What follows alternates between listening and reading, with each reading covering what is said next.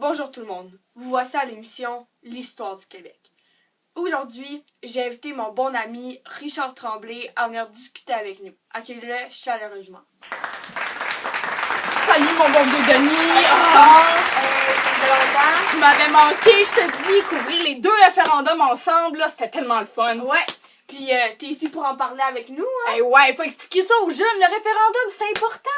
Faut leur décrire c'est quoi. Ben oui, surtout avec le nouveau gouvernement qui vient d'arriver, hein, peut-être qu'ils vont en partir un autre, on sait jamais. J'espère, mais décris-moi ça plus précisément, c'est quoi le référendum? Un référendum, ça sert à consulter le peuple sur une question législative ou constitutionnelle, hein? T'as bien raison. Tout ça pour qu'ils disent oui. C'est ça qu'ils auraient dû faire, les Québécois. De quoi tu parles, Richard? On sait bien que tout le monde va dire non. Ah, ça a toujours été comme ça, moi pis toi. Oui, non, oui. Ben oui, c'est à ça qu'on sert, hein, à faire questionner les gens. C'est ça qu'il faut, être l'avocat du diable. Puis c'est ça qu'on va vous expliquer aujourd'hui avec les deux référendums. On va commencer avec celui de 1980.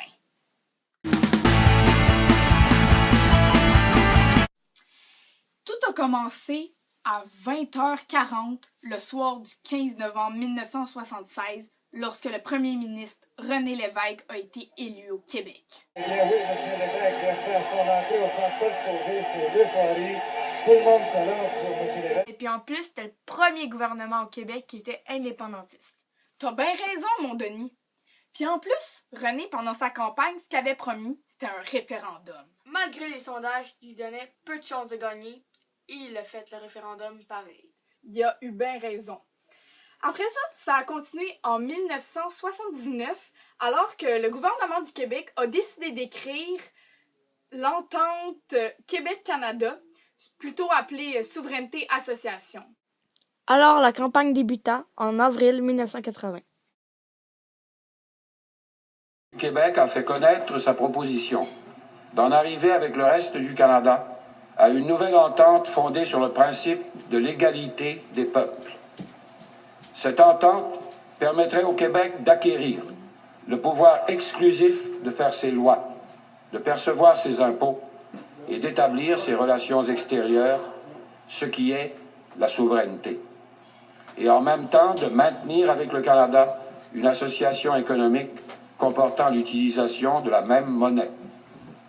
Tout changement de statut politique résultant de ces négociations sera soumise à la population par référendum. En conséquence, accordez-vous au gouvernement du Québec le mandat de négocier l'entente proposée entre le Québec et le Canada. À cette question, on pouvait avoir deux choix. Oui ou non. Alors moi, dans le temps, j'étais pour le oui. Le chef de ce parti-là, c'était René Lévesque. Durant la campagne, il avait utilisé 2 047 834 $. Tout ce qu'on souhaitait, c'était l'obtention d'un mandat pour négocier avec le reste du Canada, puis on voulait aussi jouir de tous les pouvoirs d'un État souverain, comme adopter nos lois ou pouvoir percevoir nos impôts. De mon côté, dans mon temps, j'étais du parti non. L'homme derrière tout ça, Claude Ryan. C'était le chef du Parti libéral du Québec, qui était épaulé par Pierre-Éliott Trudeau, le premier ministre du Canada. Leur campagne leur a coûté 2 060 455 et 11 $.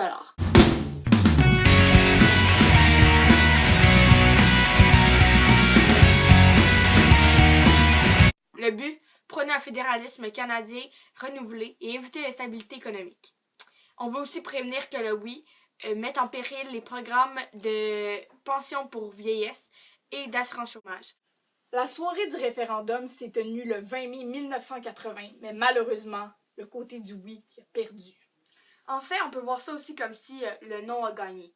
Hein? En fait, à 59,56%, on a gagné, puis le côté du non a perdu à 40,44% des votes. En fait, je pense que moi, là, c'est à cause du manque de clarté de la question. C'est juste pour ça. On peut même penser tout ce qu'on veut. On va vous montrer un bout du discours de René Lévesque après sa défaite. Bien compris, si je vous ai bien compris, vous êtes en train de dire à la prochaine fois.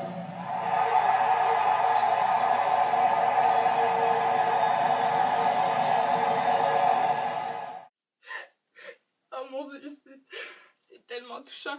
Ouais, mais j'aimerais ça que tu me parles du manque de clarté de la question parce que j'ai pas trop compris. En fait, même s'il y a 85% des Québécois qui sont allés voter, Dans ce temps-là, là, on était quand même nationalistes, puis on était sympathique à l'idée d'un référendum, là, mais c'est la crainte de l'inconnu qui nous a poussés à voter parfois pour le non. Alors, Pierre Elliott Trudeau, durant sa campagne en 80, a fait plusieurs promesses qu'il a essayé de concrétiser en 82, mais ça a vraiment pas su satisfaire les Québécois. Oui. En fait, après les événements de Mesh et de Charlottetown, la population n'était pas encore rassasiée et a décidé d'élire un nouveau parti. Ce qui nous mène au référendum de 95.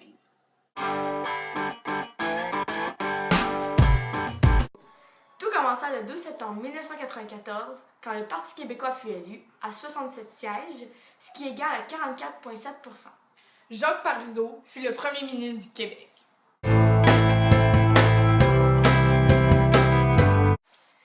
Lui aussi fit une promesse, un référendum. Durant les mois de janvier et mars qui suivirent, Parizeau avait décidé de faire un sondage autour du Québec. Ce qu'il voulait, c'était savoir lequel des deux partis était en avance, le oui ou le non. Malheureusement, c'était le non. Malheureusement, malgré le fait que le référendum devait se passer de 8 à 10 mois après l'élection, il fut reporté jusqu'au 30 octobre 1995. Lors du référendum de 1995, la question était un peu plus simple. La voici. Acceptez-vous que le Québec devienne souverain après avoir offert formellement au Canada un nouveau partenariat économique et politique dans le cadre du projet de loi sur l'avenir du Québec et de l'entente signée le 12 juin 1995, oui ou non? encore une fois, deux camps s'affrontaient avec force. Celui du Le non. Québec doit rester uni!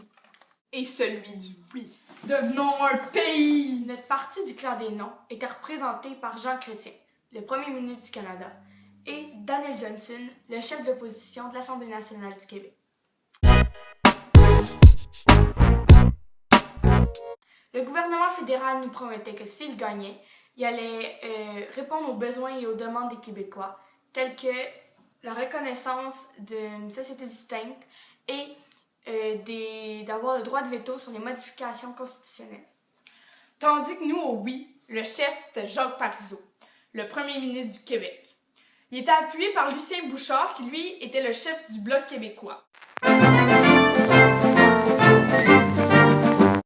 Par la suite, juste 3 semaines avant le référendum, Lucien Bouchard a pris sa place. D'ailleurs, les Québécois affirmaient qu'ils le trouvaient plus charismatique. Rendu à la mi-octobre, mon camp, celui du oui, on avait beaucoup augmenté dans les sondages. Ouais, mais on va suivre au vrai nombre. Le Richard, le 30 octobre 1995, le soir du vote. Wow, t'as oublié un grand événement qui s'est passé 3 jours avant le 27 Comment de j'ai fait pour 95? oublier ça? Oh mon Dieu! Jean Chrétien, pour prouver son amour aux Québécois, avait décidé d'inviter combien de monde déjà? 150 000 Canadiens d'autres provinces. Oh mon Dieu, à la place du Canada pour venir manifester. Ouais, mais mon petit Denis, oublie pas que y avait bien du monde qui était du côté du non, qui sont venus du côté du oui parce qu'ils ont vu que les Canadiens avaient fait une petite intrusion dans leur Québec. Mais au contraire, tu sais bien qu'il y a plein de Québécois qui ont vu l'amour que les Canadiens leur portaient et qui sont venus du côté du non.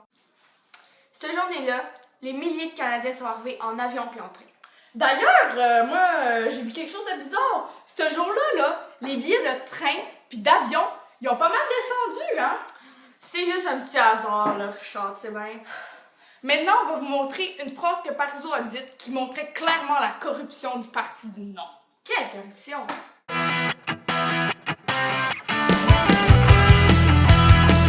Bon, rendu au soir fatidique.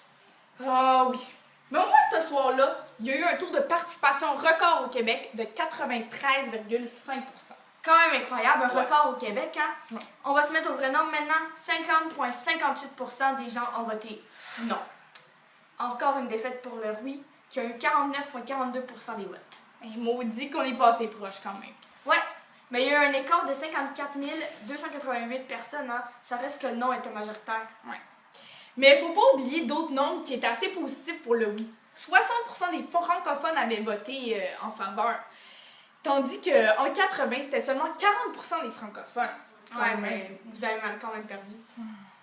Lorsque tous les votes furent dépouillés, on a pu savoir qui avait voté pour le oui et pour le non. Ceux qui ont supporté le oui étaient les communautés maghrébines, sud-américaines et haïtiennes.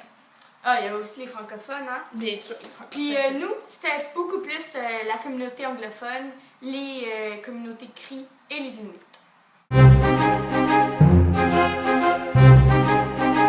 Les effets à court terme du référendum de 1995 ont été que Jacques Parizeau a démissionné de ses fonctions de premier ministre à cause de son discours très controversé qui parlait de l'argent et des populations ethniques. Par la suite, c'est Lucien Bouchard qui l'a remplacé, avec en tête l'idée de faire un autre référendum en 1997, mais ce référendum-là n'a jamais eu lieu.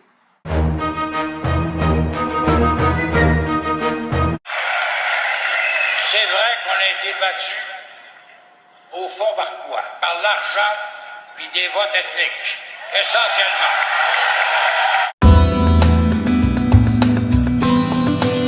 Le Québec aujourd'hui, après les référendums. En fait, le Québec, premièrement, n'est pas un pays, mais l'affirmation des gens d'être québécois est beaucoup plus soutenue. Ensuite, nous avons découvert, il n'y a pas longtemps, dans la commission Charbonneau, qu'il y a eu fraude et argent illégal soumise dans le parti du non. Oh, alors mon Denis, qui sait? Peut-être grâce au Parti québécois qui a été élu avec Pauline Marois, il va peut-être avoir un autre référendum d'ici quelques années, on ne sait pas. On vous laisse là-dessus. Bonne soirée, chers téléspectateurs. Ça a été un plaisir de se revoir. Merci Rich d'être venu. Au revoir et à la prochaine.